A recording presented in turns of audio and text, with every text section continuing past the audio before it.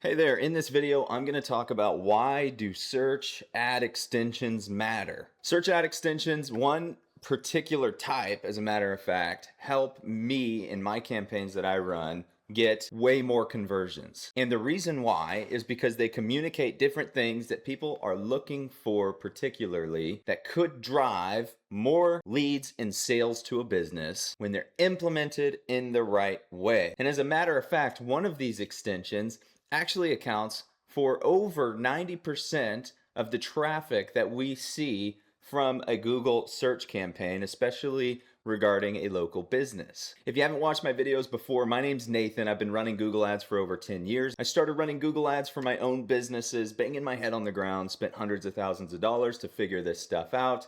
And now I'm going to show you exactly what I know so that you can get the best ROI from your ads. And all of the videos that I make on this channel are centered around ROI. If you implement some of the steps that I show you, especially in this video regarding ad extensions or assets, then this should help drive performance on your campaigns if you do these things in the way that I show you. So for this example, I'm gonna be showing an emergency dentist. Here are some ad extensions that I've made. You're gonna see the ad extensions that have low effect, and you're gonna see the ad extensions that have high effect on the ROI of the ads. So inside of Google Ads, if you have a campaign selected, or maybe you only have one, you can come over here to this Assets tab on the left-hand side of your screen, and then you'll see all of the different assets that you have.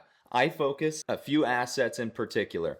So the first one that I focus on are callouts. So we have a lot of different callouts that we use. Now these are good to have, but they don't necessarily drive the highest conversion rates. You can see we've got some conversions over here. So they're useful, but they're not the most important.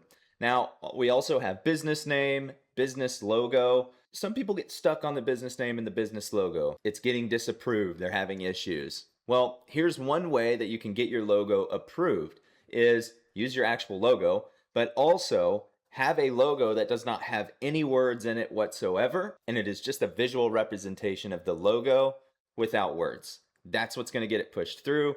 Business name is actually going to have to be the registered business name, and if you don't have a registration on the name, then Google Ads is not going to be able to use it. It pulls this information from a website called Dun & Bradstreet. If you search your business on Dun & Bradstreet and it doesn't show up, or the name shows up differently, you're not going to be able to get that name approved to use on Google Ads. Now, that's one issue solved. So now that you know, that's how you get these through. Site links. These are probably the most important assets or extensions that you could use for Google Ads. And as you can see, a lot of the conversions that we're getting in this particular account are coming from assets.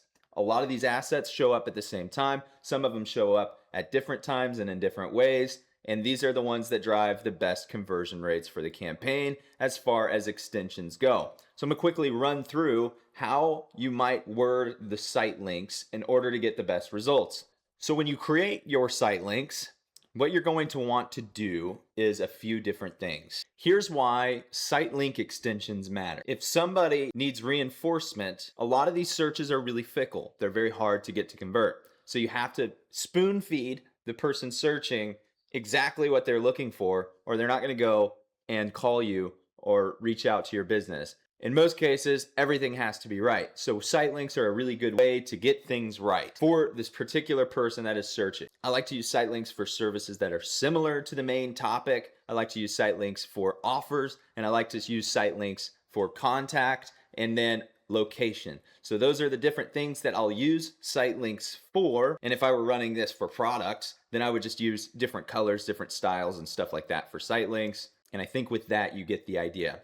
The descriptions actually combine together. So when you write your descriptions on your site links, you're actually just going to write one sentence. So you're going to write the first part of the sentence in description 1 and the second part of the sentence in description 2. And that's how I build my site links, because when they show up, they actually show up together. So a big one that we found that works really well is to just match the topic with the site link. So like in this case, we're running an emergency dental campaign. So we have a site link that just says emergency dental care and has the offer in the description.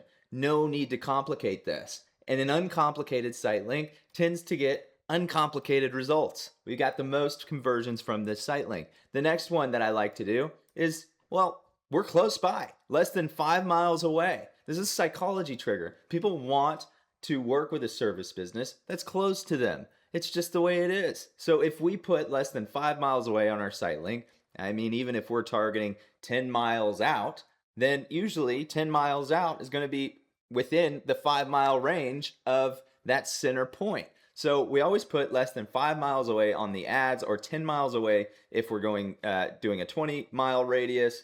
And that tends to help lift our conversions because it's just reinforcing the fact that we're close by, and quick and easy sells better. So be thinking about that anytime you're creating a campaign. Any way that you can communicate that this service is the right service, it's a good deal, it's quick and easy, just makes the whole process low friction. And now some other people might not be looking, in this case, for emergency dental care. But they typed something in that might seem like emergency dental care. Some people are searching and they just need a general dentistry. So that's why we have this site link, is because we want to be able to reinforce that we're the right place, whether they're looking for emergency care or general care. And then very similarly to the other site link that we have less than 5 miles away, we have same day appointment. Not only is it less than 5 miles away, we can get you in fast.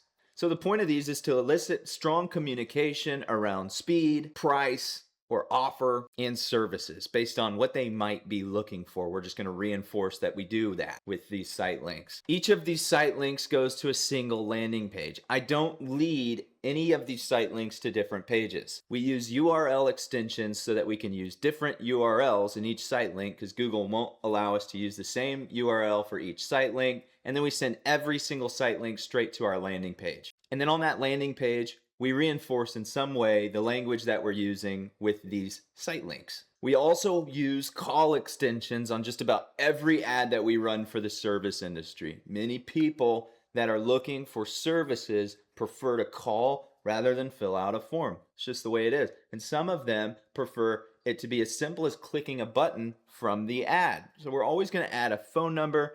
And then in our conversion goals, we're going to use calls from ads as a conversion goal, so that when somebody clicks this phone number and they have a conversation on the phone for over 60 seconds, we can track that as a valuable conversion action, and Google can use that data to find more people that are going to call. Now, the last one that I use on all of my campaigns, if it's present, is the location extension. Now, out of all the extensions that I showed, the location extension drove the most conversions. In this case, we got about 79 from this. The location is actually the Google business profile. So when you have this added to your ad, it gives your Google ads the ability to have the location served up with the ad. And Google has done a really good job at optimizing the Google business profile, or serving it in such a way that it drives good conversions. Gives the phone number, directions, website, all of the things that somebody might need right front and center.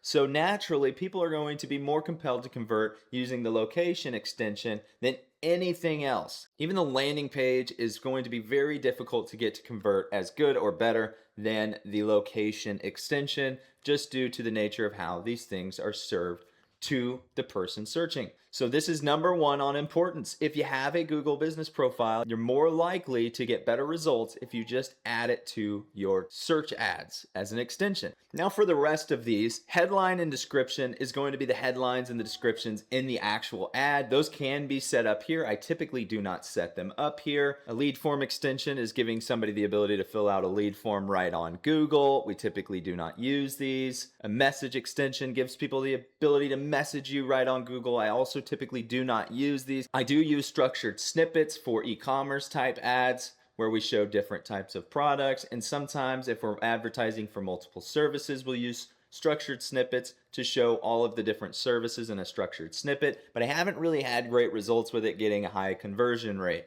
Still, the three are doing the best, which is site links, call extensions, and location extensions. Now, some ad accounts are going to have the ability to add photos here as well. But on this particular ad account, in this example, I do not have the option to add photos. But we do see that photos help conversion rates. Because what's going to happen is sometimes you're going to have a business where Google's going to deliver the business profile, and the photos on your Google business profile are not going to match up with the offer that you're running ads for, which in this case, you're going to want to add some photos that match up with the offer that you're running ads for.